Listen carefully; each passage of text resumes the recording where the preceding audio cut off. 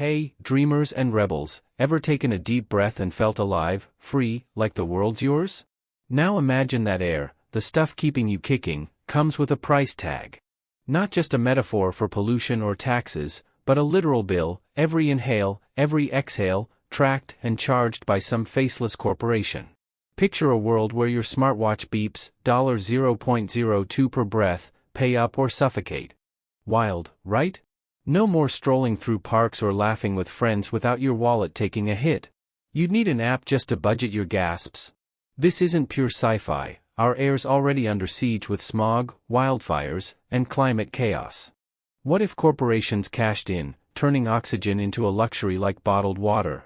Could you live your best life, chasing dreams while rationing breaths? Or would society choke on inequality, with the rich hogging clean air and the rest gasping for scraps? Today, we're diving into the chilling question, what if you had to pay to breathe? Grab a drink, take a deep breath, while it's still free, and let's explore this dystopian nightmare together. Let's paint the picture. Why even imagine a world where breathing's a paid service? Air's already a battleground. Cities choke on smog, wildfires torch forests, and climate change cranks up the heat, making every breath a gamble. In 2024 alone, air pollution killed over 8 million people, per the WHO, more than most wars. Now, fast forward to a dystopia where corporations see dollar signs in every puff. Picture a megacorp, let's call it AirCorp, patenting clean air tech. Think oxygen tanks, filtration masks, or even paywalled breathing zones in cities. Your smartwatch tracks every inhale, charging microtransactions via a blockchain app. Can't pay? Tough luck, your mask shuts off. Or you're stuck in smoggy slums. This isn't totally far-fetched, corporations already privatize water, land, even healthcare. Nestle's bottled water empire rakes in billions while communities go dry. What's stopping them from monetizing air when pollution makes it scarce? You'd have to budget breaths like you budget data plans, $10 for 10,000 inhales, premium plans for cleaner air. Businesses would boom, air vendors, breath loan sharks, even black market oxygen dealers. But here's the kicker, inequality would skyrocket. The rich would lounge in air-filtered mansions, while the poor ration breaths in toxic zones. Could society function when survival's a subscription? We're tackling three big questions. How would this system work? Would it destroy or redefine life? And, hold your breath, what could go horribly wrong? Let's dive in, this one's gonna sting. Alright, let's get technical. How do you turn breathing into a paywall? Imagine a world where air's so polluted, clean oxygen's rarer than a unicorn. Megacorporations like AirCorp step in with proprietary tech. Wearable oxygen masks linked to your bank account, smart implants tracking every breath, or gated, clean air domes for premium subscribers. Every inhale slogged via IoT devices. Think Fitbit for your lungs, tied to a blockchain for tamper-proof billing. You'd buy breath credits like mobile data, $5 for a day's worth, $50 for premium low-pollution air. Can't pay? Your mask locks, or you're shunted to public smog zones where each breath feels like sucking a tailpipe. This tech's not sci-fi. Beijing's air purifiers and Dubai's indoor ski resorts already mimic clean air exclusivity. Corporations would lean on existing infrastructure, factories churn out oxygen tanks, drones deliver breath credits, and AI optimizes pricing based on demand. Governments might regulate, or profit, by taxing air like alcohol.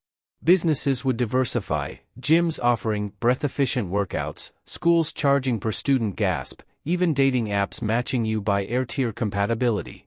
For the wealthy, it's a breeze, private air filters, personal oxygen bots.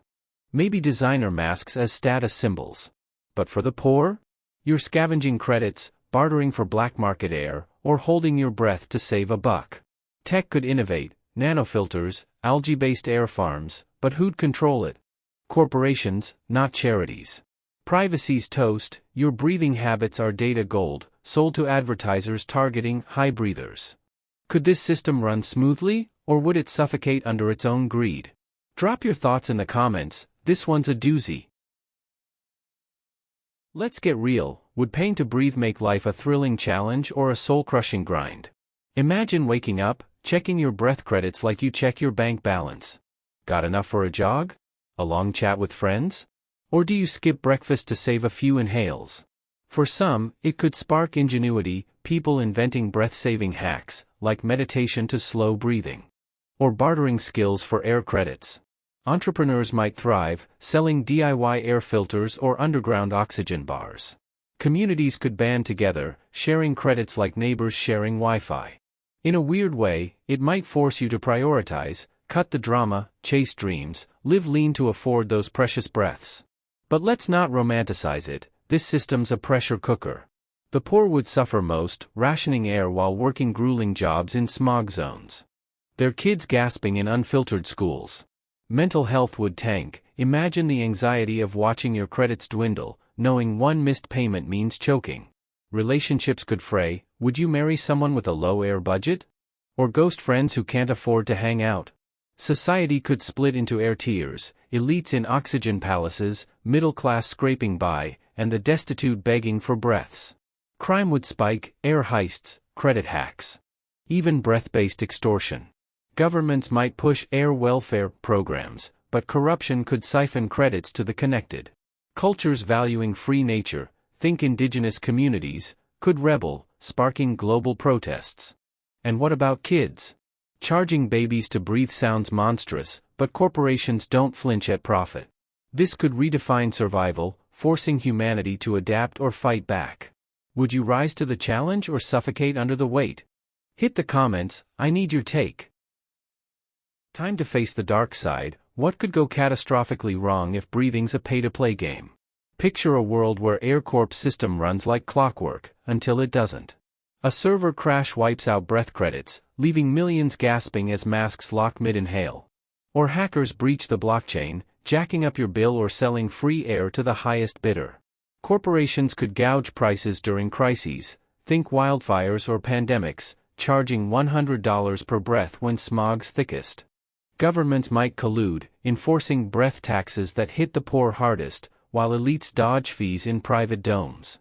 Society could fracture, riots over air access, black market wars, or cults worshipping free breath profits. The environment? Screwed. Corporations have no incentive to clean air when pollution fuels profits. And the ultimate horror?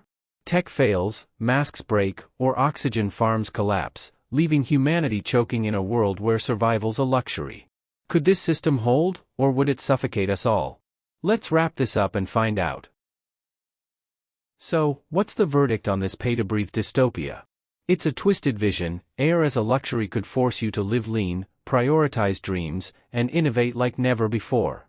Communities might rally, sharing breaths like lifelines, while rebels fight for free air, turning survival into a revolution. But let's be real, this system's a suffocating trap. Inequality would choke society, with the rich hoarding oxygen while the poor scrape by in smog.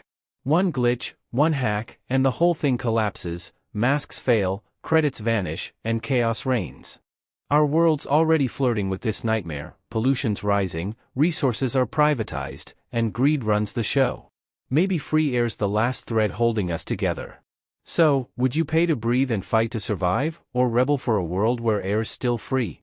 Drop your choice in the comments, Team Pay to Breathe or Team Free Air Forever? Smash that like button if this hit hard, subscribe for more dystopian what-ifs, and ring the bell for the next wild ride. Thanks for holding your breath with me, stay fierce, and I'll see you next time.